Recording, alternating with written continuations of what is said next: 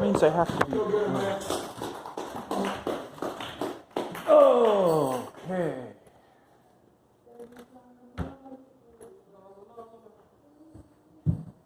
Thank you. Hello? Goodbye. Yeah, I think it'll work. Well, it moves easy. You make it move easy. Yeah, I do. Because you're good at this job. You are a great host. So,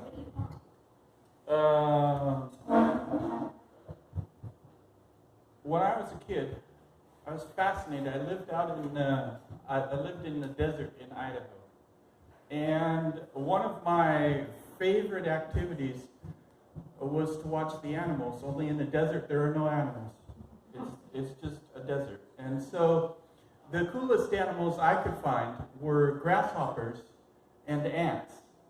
Now you may recall this little story by a guy named Aesop, about how the ants all year long would prepare and get ready for winter, and then they'd put all their stuff down in, while the grasshoppers just played their little music and danced around and had a party all year. And then when winter came, the ants always survived, and the grasshoppers didn't.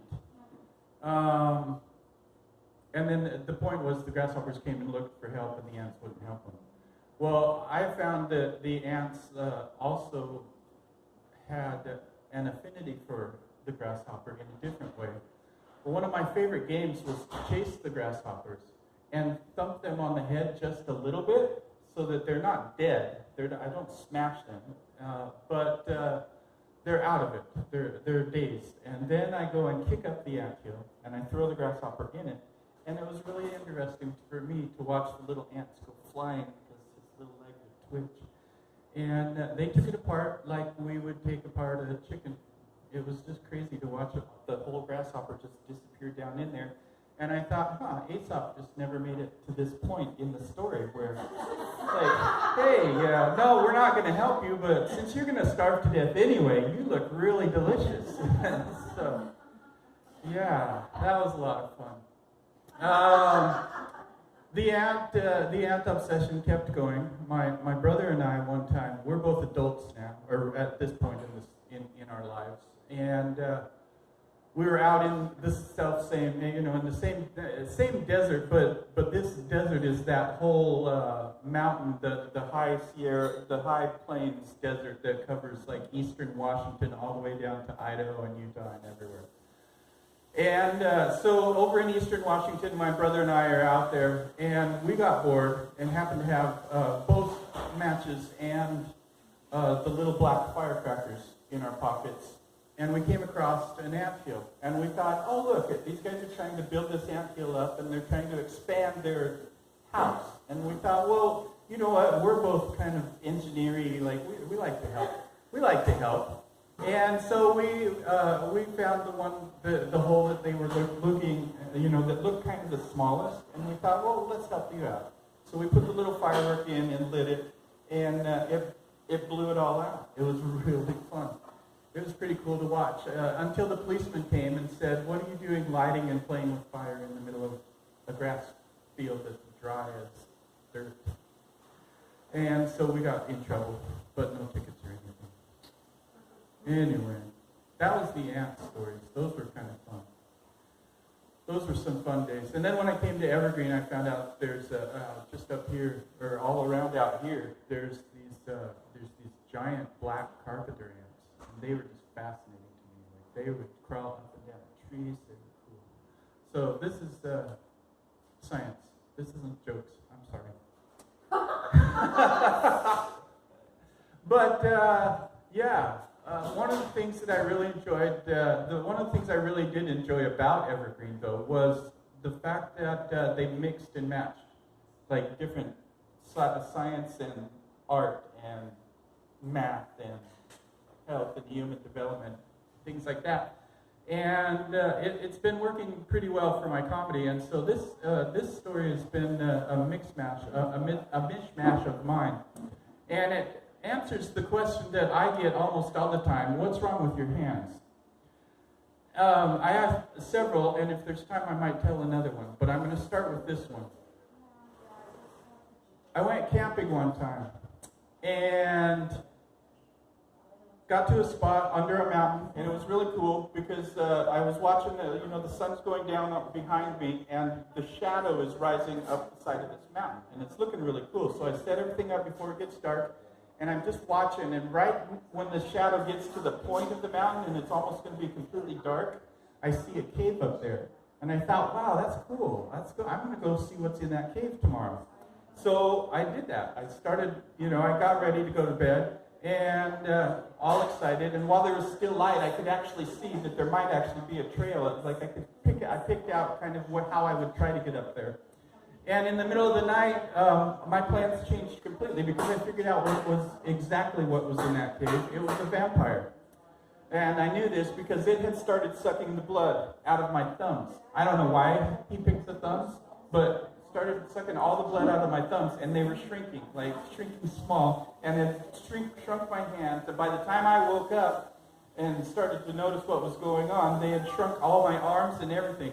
And I screamed, and I got very scared, and pulled my hands away, and I was about to punch the vampire. Except by then my hands are small like this, and so I call it a Mitch slap now.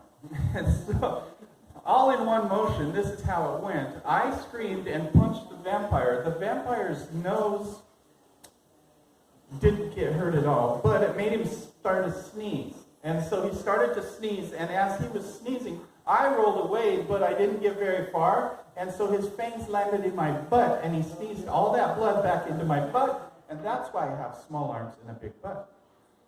So, yeah. It was that way for sure. I'm pretty sure. Or it was this way. Possibly I was out not hiking. Possibly I was living with a bunch of crazy teenage kids. And we ended up at a party. And it's a small party. Just a small house party, and, I thought, well, okay, I can handle this. I'm a little older than everybody, but, it's not that crazy.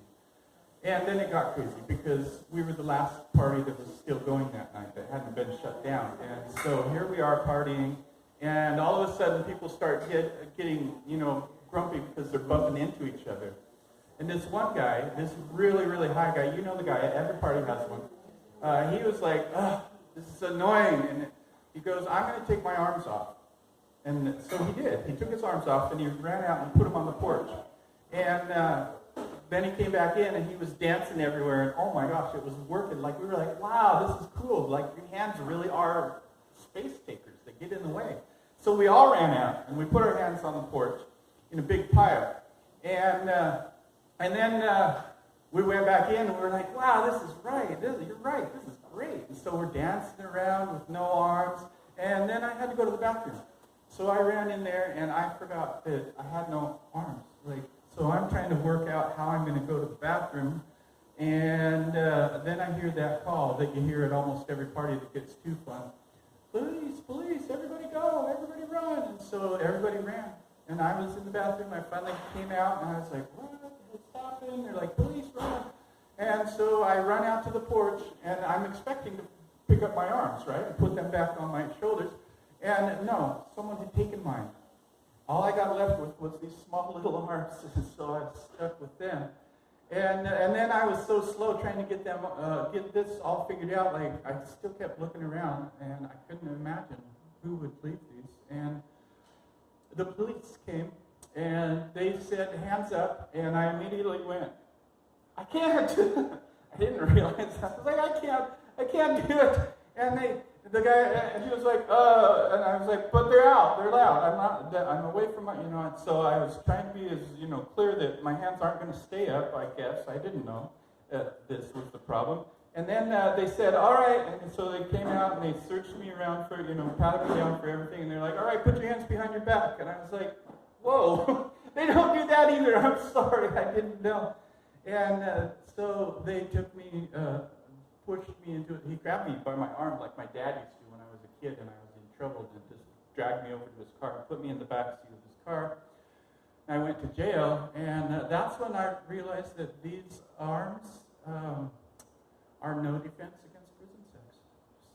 So that was a sad moment for me as well. Yeah. But no, it didn't happen that way. It didn't happen that way either. I'll go back to the science. Tell me it never happened. Tell me it never happened. None of these ever happened. The vampire one might have happened. I don't know.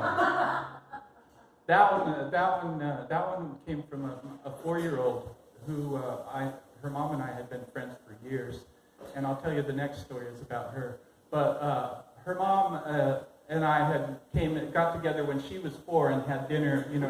Went out for dinner and we hung out and talked and played around with the kids a little. And then she said after I left, her daughter Jennifer looked up at her and said, "Mom, all he needs is a little more blood in his thumbs." And I thought, that's true, but where did the blood go? And the vampire story became a thing. Another day, this takes a second person to start with, but you guys just hold your hands up as fists, and now pretend they're fireworks. And what would that action be with your fingers? Like, open your hands really quick like you're popping fireworks. Yeah, and do it again and again and again. Yeah, or popcorn, similar to popcorn popping, right? Yeah. So my friend we're driving down the road, and Tracy says, "So do you ever want to go to the doctor and ask him to make your hands do this and do the action?" That's what she did. And I was like, "Tracy, I'd have to take you with, actually, because if I went to the doctor, I would say, 'Hey, doc, can you make my hands do this?'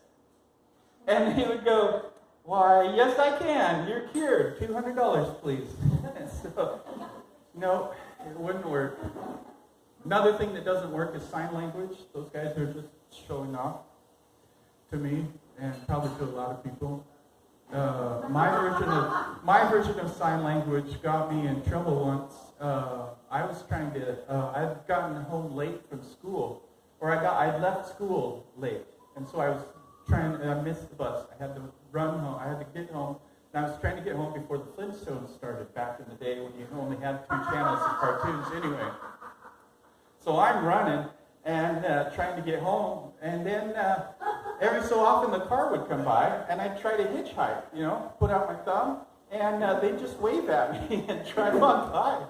They were all so friendly, and they're just like, "Man, who's that nice T-Rex running down the road? He's so friendly." I'm just like, hey. And so that's when I realized I was going to have fun at cross country. So I used to run with those guys. It was a lot of fun. And a few of them got me into this other thing, rock climbing, right? It's a lot of fun. Sadly, one day I was the belayer, and I was in charge of, my friend. I watched him go up, and I was pulling the rope taut as we go. And then he slipped and fell, and for whatever reason, I just couldn't get a hold of that rope.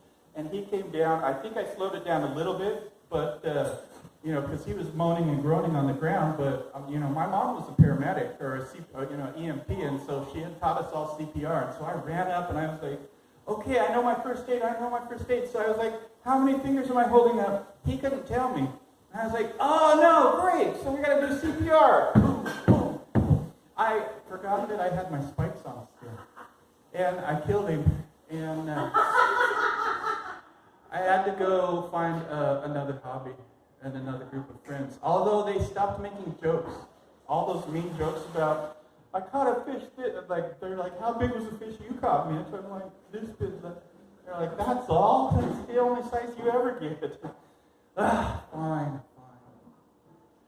So I wandered around trying to find stuff to do, and I finally realized one thing: no one is going to suspect me as a spy, right? So I went to the CIA. I'm like, "Can I join you guys?"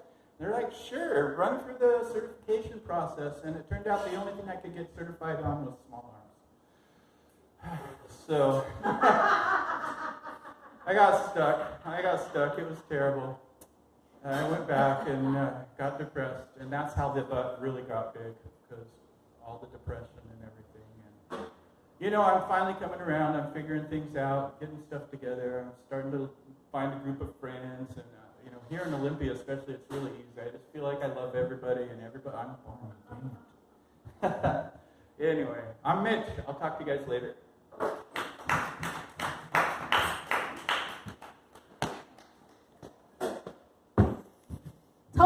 So you had no clue he was going to tell you that shit, did you?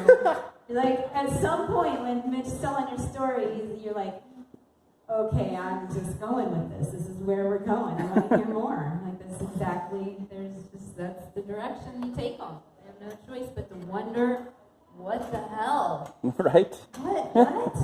Wait? And not like Josh's want the hell. I'm really surprised he didn't tell you how he jerks off. Oh. Show him. I'm not going to show him. That's yours. So Maybe later. I'm going to have to cut that part off the video. Are you